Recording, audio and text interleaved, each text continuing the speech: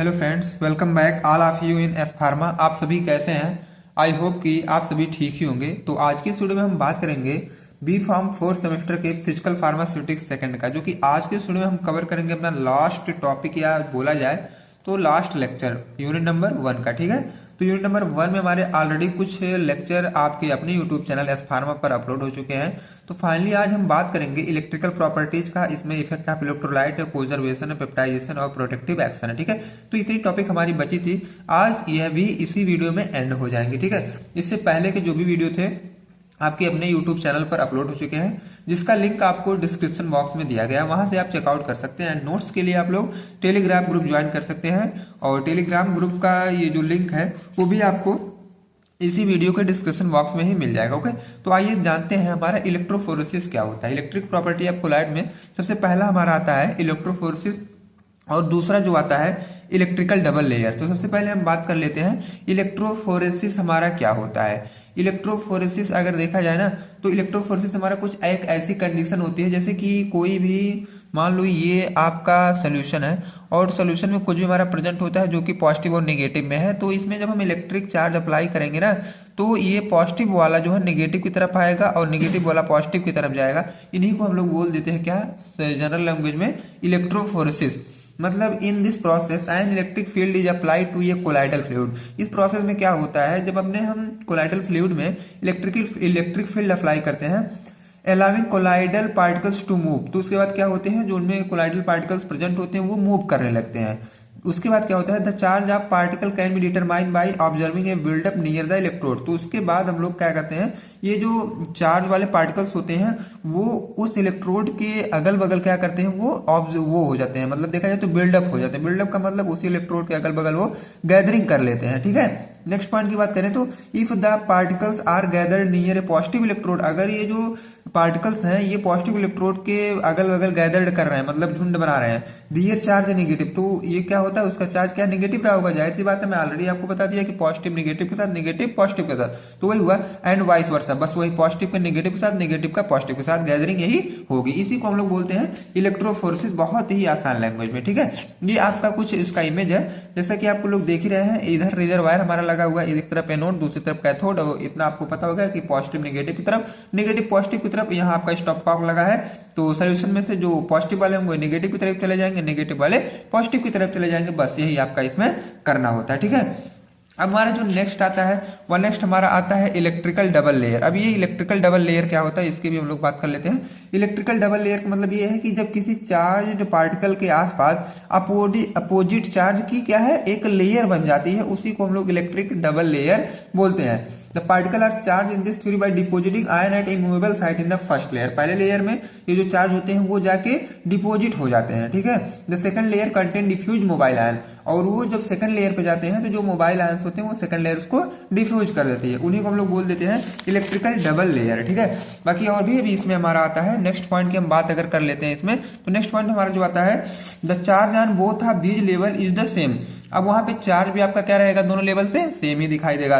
Next point की बात करें तो the development of a potential known as the electrokinetic potential rises from this two layer structure. ठीक है, दो लेयर का स्ट्रक्चर भी आपको वहां पे बनते दिखाई देगा।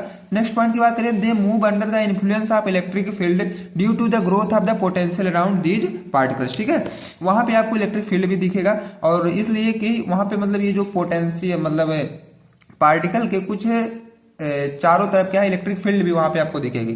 ठीक है, अब उसके बाद आपका आता है इफेक्ट ऑफ इलेक्ट्रोलाइट। इलेक्ट्रोलाइट का इफेक्ट किसके अकॉर्डिंग हमारे कोलाइडल पार्टिकल्स पे होता है। ठीक है, इसमें 3 प्रोसेस आती है आपकी, कोजर्वेशन, पेप्टाइजेशन और प्रोटेक्टिव एक्शन। अब सबसे पहले हम बात कर लेते हैं कोजर्वेशन क्या होता है। ठीक है, अब सबसे पहले ये जानिए आप इफेक्ट ऑफ इलेक्ट्रोलाइट, उसमें आपका कोजर्वेशन आएगा। ऑन एडिशन और removal of electrolyte in colloidal dispersion में effect the stability of colloid. इतना आप सभी को पता है कि जब हम अपने कोलाइडल पार्टिकल्स में मतलब या तो ऐड करते हैं या तो रिमूव करते हैं, जब कोई मतलब देखा जाए तो इलेक्ट्रिक चार्ज, तो हमारा जो कोलाइडल सोल्यूशन होता है वह स्टेबिलिटी की तरफ धीरे धीरे जाने लगता है। ठीक है, on addition of excess of electrolyte, जब ज्यादा इलेक्ट्रोलाइट का ऐड हो जाता है तो particle of colloidal dispersion precipitate due to accumulation of oppositely charge particle. उसके बाद क्या होते हैं, जो पार्टिकल्स उसमें होते हैं, जब ज्यादा इलेक्ट्रिक चार्ज होता है तो वो एक्यूमुलेट होने लगते हैं, ठीक है।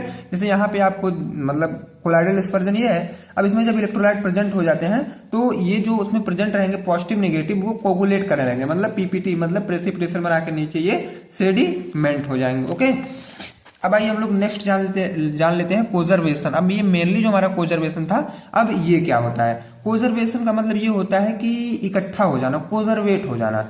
When two opposite charge hydrophilic colloid are mixed, जब दो अपोजिट चार्ज हाइड्रोफिलिक कोलाइड में मिक्स होते हैं, then there will be separation of the colloid rich layer. उसके बाद क्या होता है, रिच लेयर का मतलब वही है कि इन लोग क्या है, एक जगह गैदरिंग कर लेते हैं, जो भी चार्ज पार्टिकल होते हैं एक जगह गैदरिंग कर लेते हैं। The colloid rich layer is known as coacervate. और जो ये कोलाइड रिच मतलब जो ये गैदरिंग करेंगे उन्हीं को हम लोग बोल देते हैं coacervate. The phenomena is called coacervation. और ये जो पूरी प्रोसेस होती है उन्हीं को हम लोग बोल देते हैं कोजर्वेशन। एग्जांपल में जिलेटिन है और अकैसिया। अकैसिया पे नेगेटिव चार्ज, इस पे पॉजिटिव चार्ज। अब नेक्स्ट आपका जो कोजर्वेट बनेगा वो पॉजिटिव नेगेटिव का कॉम्प्लेक्स बन जाएगा, उन्हीं को हम लोग बोल देते हैं कोजर्वेशन। अब नेक्स्ट हम जान लेते हैं पेप्टाइजेशन क्या होता है। It is used for the formation of stable colloidal dispersion. जब हमको स्टेबल कोलाइडल डिस्पर्जन बनाना होता है तो हम लोग पेप्टाइजेशन की प्रोसेस फॉलो करते हैं। It is the process of converting a precipitate into colloidal dispersion by shaking it.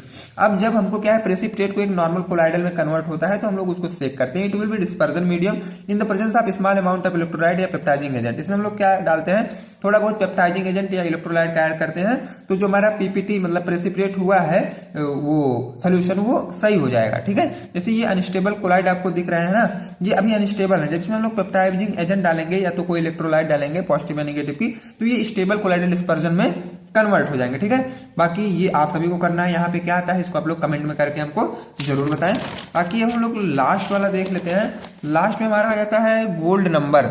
ये गोल्ड नंबर क्या होता है, the amount of protective colloid in mg, ठीक है। जो प्रोटेक्टिव कोलाइड्स का जो अमाउंट होगा वो एमजी में होगा। पहली बात तो ये है which prevent A coagulation of gold solution, जो कि गोल्ड सोल्यूशन के कोगुलेशन को रोकता है, जैसे 10 ml तक, ठीक है। One 1 ml of NaCl added to it, जब इसमें एक ml NaCl ऐड कर दिया जाता है, ठीक है। जैसे ये स्टेबल कोलाइड 10 ml है तो उसमें जब हम लोग 1 ml 0.1% NaCl ऐड कर देते हैं तो वो अनस्टेबल कोलाइड बना लेता है। फिर जब उसमें हम लोग 0.1% AgNO3 बनाते हैं तो फिर इसको ये स्टेबल कोलाइड में कन्वर्ट कर देता है। ओके, तो यहीं पे हमारा फिजिकल फार्मास्यूटिक्स का यूनिट नंबर फर्स्ट एंड होता है। बाकी अब हम आपसे मिलेंगे यूनिट नंबर सेकंड के साथ। तो friends, thanks for watching this video. बाकी मिलते हैं नेक्स्ट वीडियो में।